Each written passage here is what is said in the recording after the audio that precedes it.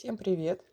Приготовим очень полезный, яркий, сочный соус. Посмотрите, какая это красота. Из необычных ингредиентов. Не забываем про хлебушек, что мы с вами делали. Полезный, без белой муки, на овсянке и мягком творожке. Очень вкусный. Готовлю часто. К этому соусу подойдет идеально. Просто, быстро и очень вкусно. Рецепт скоро наготовим с Эллой Ивановой. Вот так это красиво. Добавляем в салаты, в соусы, в любые блюда. Это очень вкусно, просто, быстро и полезно.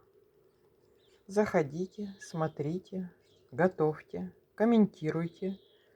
Я буду рада, если мы станем друзьями.